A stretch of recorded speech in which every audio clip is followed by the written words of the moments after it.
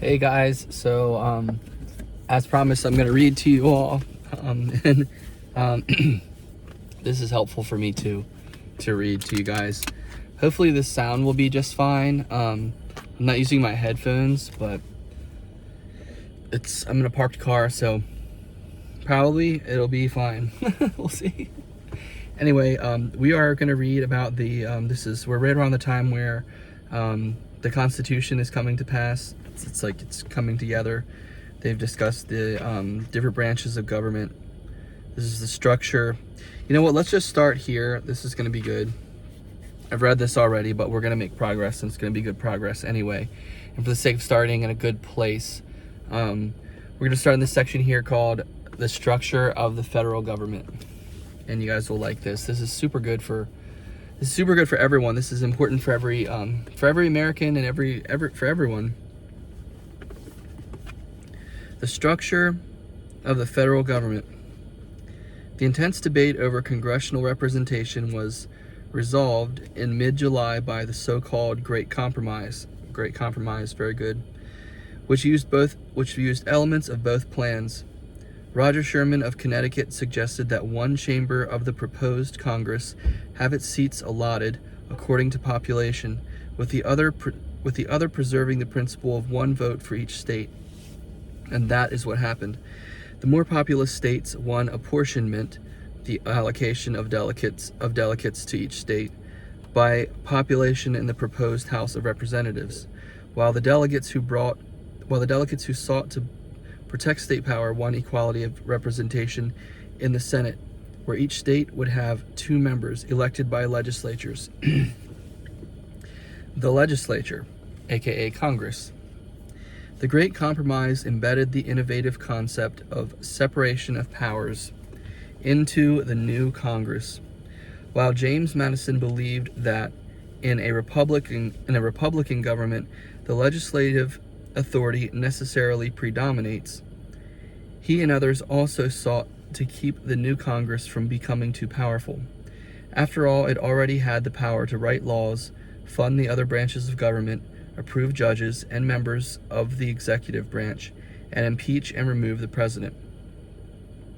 As a constraint on the new Congress becoming too powerful, they divided it into 2 separate houses, with the House of Representatives representing the voters at large and the Senate representing the state legislatures. The members of the House of Representatives would be elected by voters every 2 years. Under the Articles of Confederation, members of Congress had been chosen by state legislatures. Madison argued that allowing individual citizens to elect the people's house was essential to every plan of free government. Indeed, such representative democracy centered on majority rule was the essence of a Republican form of government. The framers viewed the upper house, or Senate, as a check on the excesses of democracy. John Adams, for example, argued that the Senate should be made up of illustrious and well-educated members elected for 6-year terms, so as to counterbalance those in the House of Representatives, elected every 2 years by what he feared would be gullible and uninformed voters. The Senate could overrule the House or the President. Madison explained that the Senate would help protect the minority of the opulent against the majority.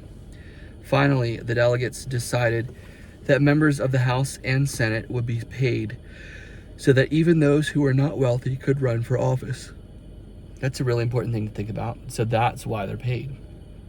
Because at the time, some were very wealthy and some were not. So in order to make it fair for anyone and everyone to be able to run, they decided to make it so that they were paid, which is great. Super awesome. All right. The executive president, the executive branch, aka the president.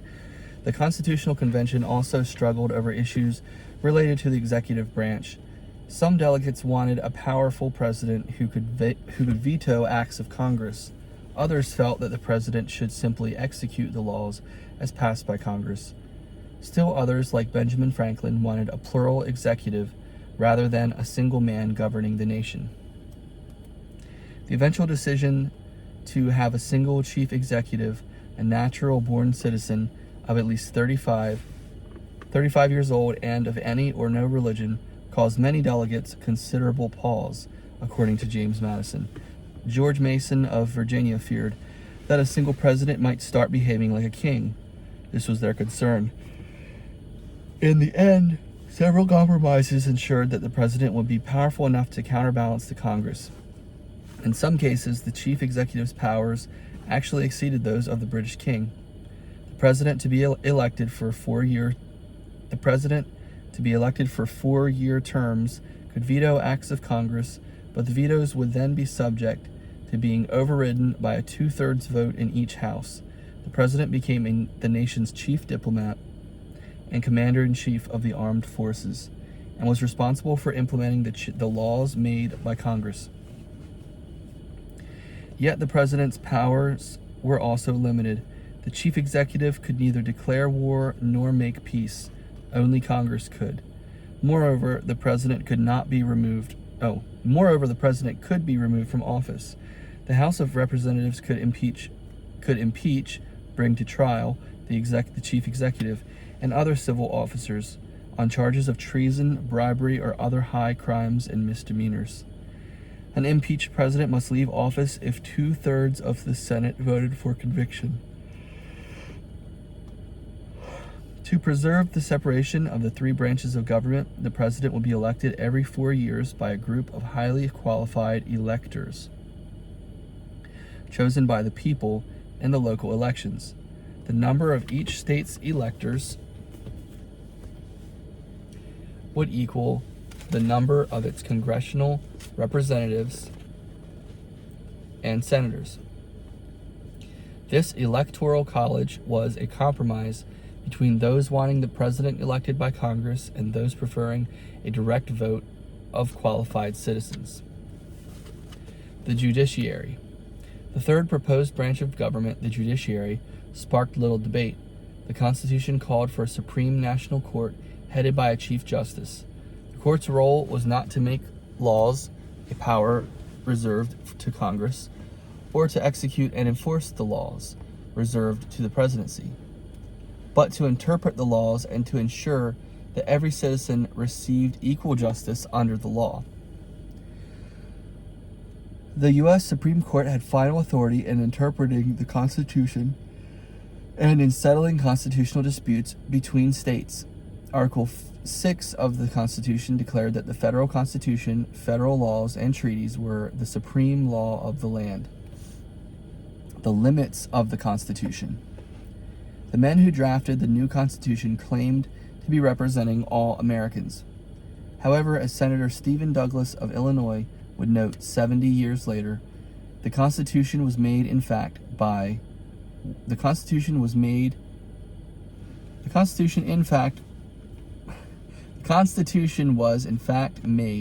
by white men for the benefit of white men and their posterity, descendants forever. Important groups were left out of the Constitution's protections. Native Americans, for example, could not be citizens unless they paid taxes, which few did. The Constitution declared that Native American tribes were not part of the United States, but were separate nations. Addressing slavery. The enslaved were also denied political rights. Of all the issues that emerged during the Constitutional Convention of 1787, none was more explosive than slavery. As James Madison stressed, the great division of interest among the delegates did not lie between the large and small states. It lay between the northern and southern, primarily from their having or not having slaves. When the Patriots declared independence in 1776, slavery existed in every state. By 1787, however, Massachusetts, Pennsylvania, Connecticut, New Hampshire, and Rhode Island had ended the dreadful system. How the framers handled slavery at the Constitutional Convention reflected the competing impulses driving the creation of the republic. Many delegates viewed slavery as an embarrassing contradiction to the principles of liberty and equality embodied in the Declaration of Independence. All men are created equal, and the new Constitution. Luther Martin, Maryland's most brilliant attorney, pointed out that owning human beings was inconsistent with the principles of the Revolution and dishonorable to the American character.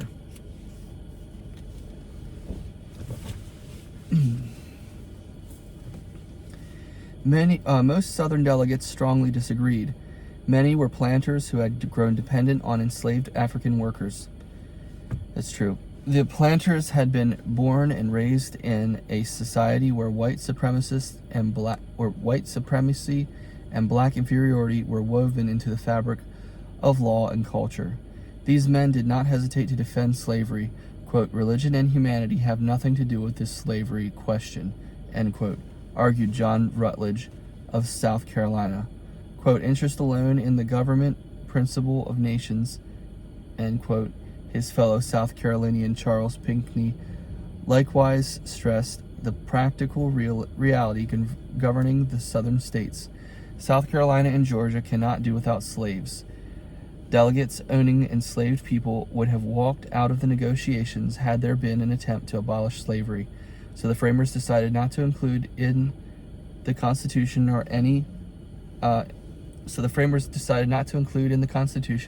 any plan for limiting or ending slavery, nor did the document treat the enslaved as human beings with civil rights.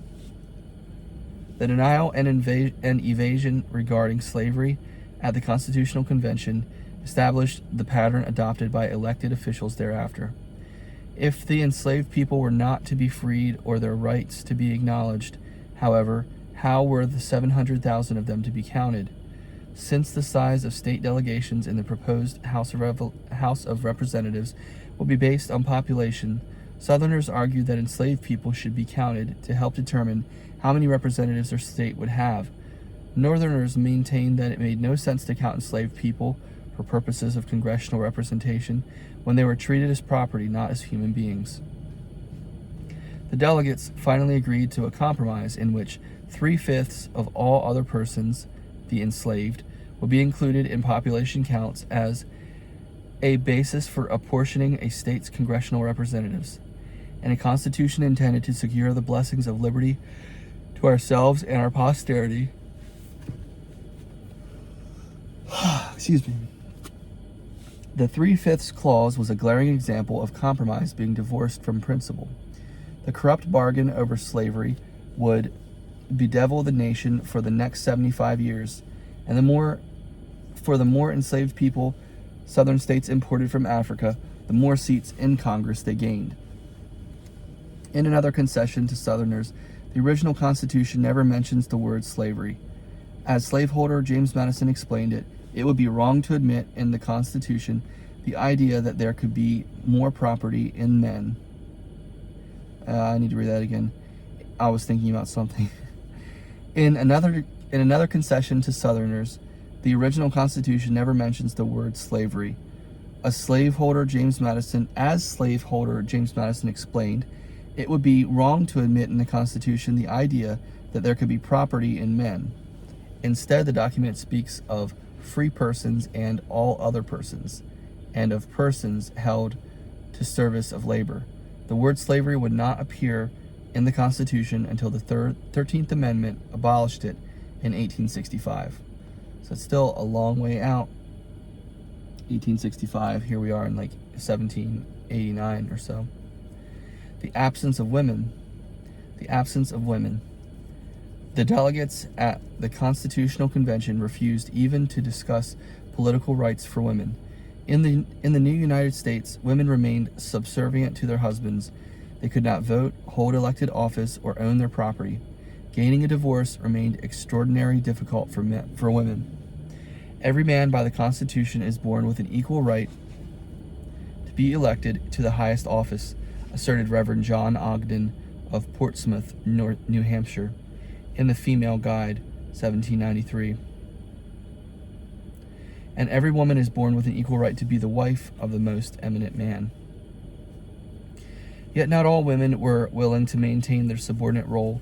Just as the Revolutionary War enabled many African Americans to seize their freedom, it also inspired some brave women to demand political equality. Eliza Young Wilkinson born in 1757 to a wealthy plantation family near Charleston, South Carolina, lost her husband early in the war. In June 1780, after Wilkinson was assaulted and robbed by inhuman British soldiers, she became a fiery patriot who hated tyranny in every shape. She assured a friend, "We may be led, but we will never be driven." Likewise, Wilkinson expected greater freedom for women after the war. "The men say we have no business with politics," she wrote to a friend. I won't have it thought that because we are the weaker sex as to bodily strength, my dear, we are capable of nothing more than minding the dairy, visiting the poultry house, and all such domestic concerns." Wilkinson demanded more. "They won't even allow us the liberty of thought, and that is all I want." Judith Sargent Murray, a Massachusetts writer, argued that the rights and liberties fought for by patriots belonged not just to men, but to women too. In her essay on the equality of the sexes, published in 1790, she challenged the prevailing view that men had greater intellectual capacities than women. She insisted that any differences resulted from prejudice and discrimination that prevented women from having access to formal education and worldly experience. The arguments for gender equality, however, fell mostly on deaf ears. Nowhere does the Constitution include the word women. Writing from Paris, Thomas Jefferson expressed the hope that American ladies would forget about political participation and be contented to soothe and calm the minds of their husbands returning ruffled from political debate. The right for ratification. So our next section here. On September 17th, 1787, the Federal Convention reported that it had completed the new Constitution. George Washington was the first to sign. As Benjamin Franklin walked out of the building, a widow among the crowd waiting outside asked, "Well, Dr. Franklin, what have we got, a monarchy or a republic?" He replied, "You have a republic if you can keep it." The Confederation Congress sent the final draft to 13 special state conventions for official approval, ratification.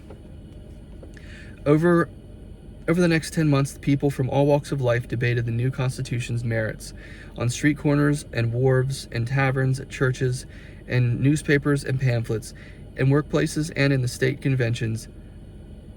Gilbert Livingston, a delegate to the New York Ratifying Convention, viewed his participation in the debate as the greatest transaction of his life. At the Massachusetts Ratifying Convention, observers seated in the galleries refused to leave during meal breaks for fear of losing their seats. Richmond, the new state capital of Virginia, had trouble hosting the prodigious number of people from all parts of the country who wanted to witness the debates. It's pretty awesome. Pretty awesome indeed. Get a little setup here. Yeah, this is good. Choosing sides. Anti-Federalists versus Federalists. Advocates for the Constitution took the name Federalists. Yep. Opponents were called Anti-Federalists. The two sides formed the seeds for America's first two-party political system. The Federalists, not Democrats and Republicans though, the Federalists, led by James Madison and Alexander Hamilton, had several advantages. First, they had a concrete proposal, the draft Constitution itself. Their opponents had nothing to offer but criticism. Second, their leaders were on average 10 to 12 years younger and more energetic than the Anti-Federalists. Many Federalists had been members of the Constitutional Convention and were familiar with the disputed issues in the document. Third, they were more unified and better organized. The Anti-Federalist leaders, Virginians, Patrick Henry, George Mason, Richard Henry Lee, ancestor of Robert E. Lee, if I'm not mistaken, and future President James Monroe, George Clinton of New York, Samuel Adams, Elbridge Gerry, and Mercy Otis Warren of Massachusetts, Luther Martin and Samuel Chase of Maryland. Chase, I wonder if that's Chase Bank. Raised valid concerns. Soon, some wanted to retain the Confederation, Others wanted to start over. Still others wanted to revise the proposed constitution. There's a little picture here from the last page that I didn't get the chance to look at. Share with you guys for a second and I'll read what it says. Okay, interesting. Looks like a baby-faced little dude with a black guy dressed up next to him. Charles Calvert and his enslaved person, 1761. This image of Charles Calvert, direct descendant of Lord Baltimore, and Maryland, of course, at age 5, dressed in full military attire, towering over the kneeling enslaved boy, dressed as a military drummer, clearly establishes their role and status within the Chesapeake colonial elite families. Yeah, he's all dressed up and he's just like, yeah, I'm number one because I'm white. Basically. That's what he's saying, basically. But,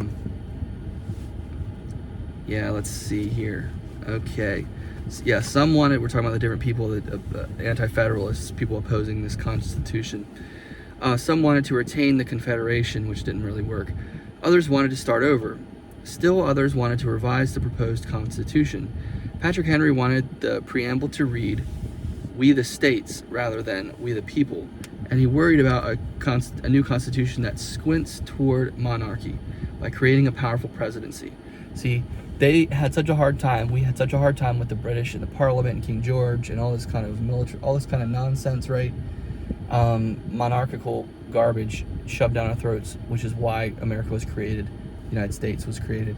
And so the last thing we wanted to do was become anything like them and start forming a government that was just like the ones who were oppressing us, basically. So that's why that's that way. That's why we were hesitant about these kinds of things, right? Yeah. They didn't want a president that was too powerful, you know. Anti-federalists feared that the new national government would eventually grow corrupt and tyrannical. A Philadelphia writer denounced those who drafted the Constitution as representing the aristocratic party intent upon creating a monarchical national government. So they were being accused of this kind of stuff. George Mason of Virginia spoke for many in vowing that he would sooner chop off my right hand than approve the new Constitution. All right, George Mason, you know, that's kind of intense, buddy, but, you know, you might want to take a back seat, you know. You might want to take a seat, especially with your whole hand chopping thing. I mean, come on, buddy. Yeah. Mason and the other anti-federalists especially criticized the absence of a Bill of Rights to protect individuals and states from the power of national government. Other than the Bill of Rights, however, the anti-federalists had no comprehensive alternative to the Constitution. This was their problem. They didn't have anything to say. They had all these problems, but they didn't have any solutions. They're like, we don't like it, bro. We don't like it. It's like, okay, well, what do you want to do? Well, you know, we don't know, but, you know, we don't like it. That's the problem. The Federalist Papers. Among the supreme legacies of the debate over the Constitution is what came to be known the Federalist Papers, a collection of 85 essays published in New York newspapers in 1787 and 1788, written by James Madison, my homie. I love James Madison. So far, I do. From what I know about him, I love him. Yeah. Trying to keep this book set up in a way where it's super efficient. I don't have to hold it. It just kind of like sits and does its thing. You know? It's nice when I can get like that. Yeah. I think this works. Yeah, that works. Okay, cool. Cool. Federalist Papers, written by James Madison, Alexander Hamilton, and John Jay. Sounds like some pretty good people right there. The essays were intended primarily to convince New Yorkers to ratify the new Constitution. The United States, according to the Federalist Papers, was to be a republic grounded in radically new notions. The people, not a king or queen, would be sovereign, and the rule of law would ensure that tyrants could never violate civil rights protecting citizenry. In the most famous of the Federalist essays, number 10, Madison turned the conventional wisdom about republics on its head. From ancient times, it had been assumed that republics, representative democracies, served only if they were small and homogeneous. Patrick Henry, in fact, argued that a single national government could not reign over so extensive a country as this is, without absolute despotism. Patrick Henry was a hater. Just kidding. He was just very concerned. Madison, however, argued that small republics usually fell victim to warring factions. In the United States, he explained, the size and diversity of the expanding nation will make it impossible for any single faction to form a majority that could corrupt the federal government or society at large. The genius of the framers of the Constitution was in creating a legal and political system that protected minorities from major despotism. Despotism having like corrupt, heinous, evil leaders. Despot, you know? Where did I live off? Oh no. Given a federal government, the genius of the framers of the Constitution was in creating a legal and political system that protected minorities from majority despotism. Given a federal government in which power was shared among the three federal branches, a large republic, Madison argued, could work better than a small one to balance clashing interests. Extend the geographic sphere, Madison wrote, and you take in a greater variety of parties and interests. You make it less probable that a majority of the whole will have a common motive to invade the rights of other citizens. The states decide. Okay? The heated debate over ratification of the Constitution at times boiled over into violence. Riots erupted in several cities. Newspapers took sides, leading one New Englander to remark that the papers were being read more than the Bible. Heresy. Heresy.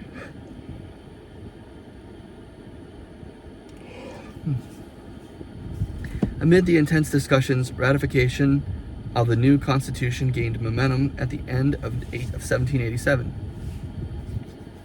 Delaware, New Jersey, and Georgia were among the first states to ratify the Constitution. Massachusetts, still sharply divided in the aftermath of Shays's rebellion, was the first state in which the outcome was close, approving the Constitution by 187 to 168. Still kind of split there. Split for sure. Split faux show. On June 21st, 1788, New Hampshire became the 9th state to ratify the Constitution, thereby reaching the minimum number of states needed for approval. The Constitution, however, could hardly succeed without the approval of Virginia. Virginia was the largest, wealthiest, and most populous state, or New York, which had the third highest population and occupied a key position geographically. Yes, it did and does. Both states included strong opposition groups that were eventually won over by an agreement to add a Bill of Rights. Upon notification of New Hampshire's decision to ratify the Constitution, it was adopted, but the resistance to it would help convince the new Congress to propose the first 10 amendments to the Constitution, now known as the Bill of Rights. The Confederation Congress chose New York City as the national capital and called for the new government to assume power in 1789. That's the Confederation Congress now, that's the old one. Our Constitution is in actual operation, Benjamin Franklin wrote a friend. Everything appears to promise, I guess that's what it is, maybe. Everything appears to promise that it will last, but in this world, nothing is certain but death and taxes. George Washington was even more uncertain, predicting that the Constitution would not last for more than 20 years. All right, George Washington, why are you being a hater? It's supposed to be good. Just kidding.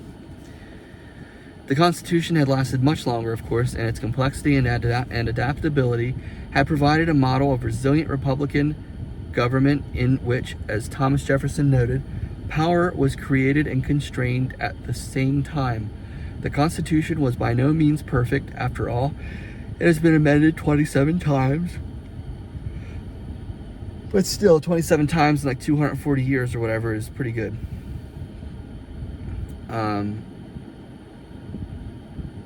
Yeah, big deal, 27 times. You can't act like it's not amazing, even though it's been... Look, being amended 27 times does not mean it's not freaking awesome.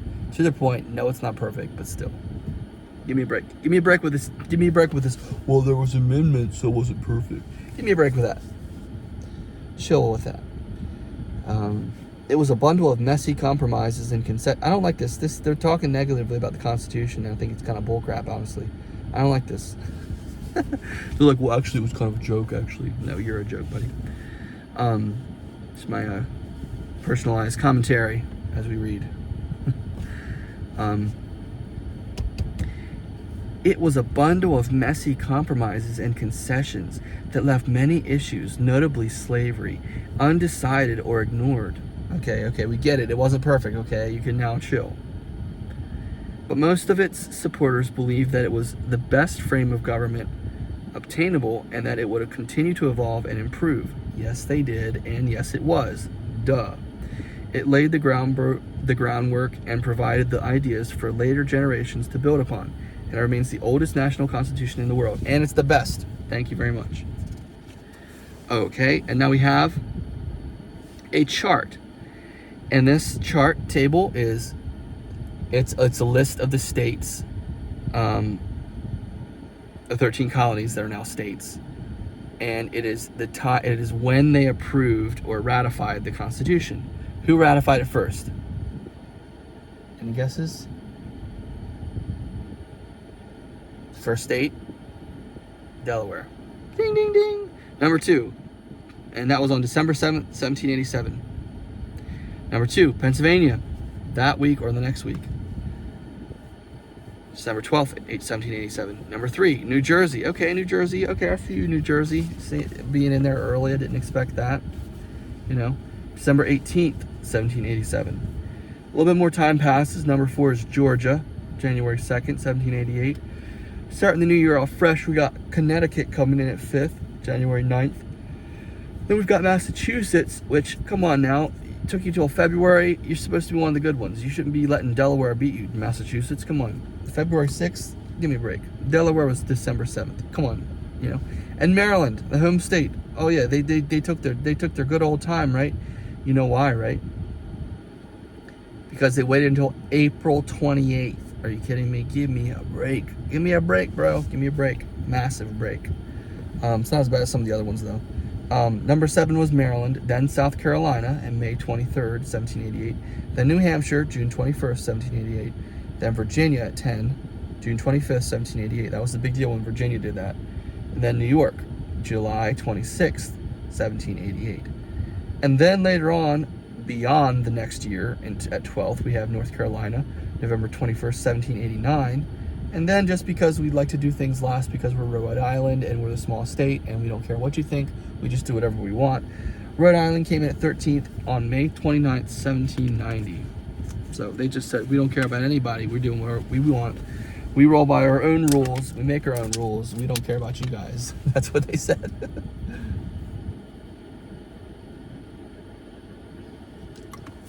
Basically. All right, guys.